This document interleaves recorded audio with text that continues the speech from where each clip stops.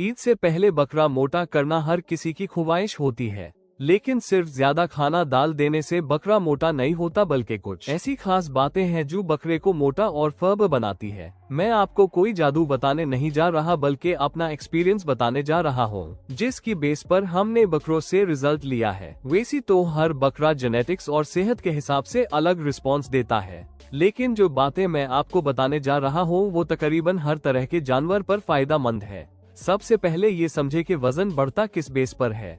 कुर्बानी के जानवर रूमिनेंट एनिमल्स कहलाते हैं, यानी कि ऐसी जानवर जो जोगाली करते हैं। ये जानवर खाने से एनर्जी हासिल करने के लिए जोगाली करते हैं और फिर इस एनर्जी से मसल्स यानी गोश्त बनता है। इसलिए इन जानवरों का वजन बढ़ाने के लिए इस बात का ख्याल रखना होता है कि इनकी फीड यानी खुराक बैलेंस डाइट पर मबनी हो और हाजमा बिल्कुल दुरुस्त हो। अब ये समझे कि वजन बढ़ाना इन 3 चीजों पर डिपेंड करता है: फाइबर, प्रोटीन और एनर्जी। अगर इनका बैलेंस ठीक होगा तब ही हेल्दी मसल डेवलप होते हैं, और अगर बैलेंस बिगड़ जाए तो या पेट खराब होता है या जानवर पीटल हो जाता है। बहुत से लोग सिर्फ सब्ज लोसन देते हैं जिससे जानवर देखने में मोटा लगता है, लेकिन गोश्त ज्यादा नहीं बनता बल्कि पेट ही पेट होता है। यहाँ एक इम्पोर्टेंट बात समझ लें, ताज़ा सब्ज चारा में 80% तक पानी होता है। इस वजह से बकरा देखने में भरा हुआ लगता है, जिस्म लटका हुआ और पेट नीचे की तरफ लटका हुआ, लेकिन ऐसे जानवर में गोश्त कम होता है।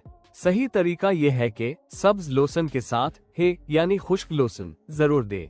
सब्ज चारा इतना दे के सिर्फ जानवर का शौक पूरा होता रही, लेकिन डेली खुराक का 20 से 25% हिस्सा खुश्क लोसन जरूर दे।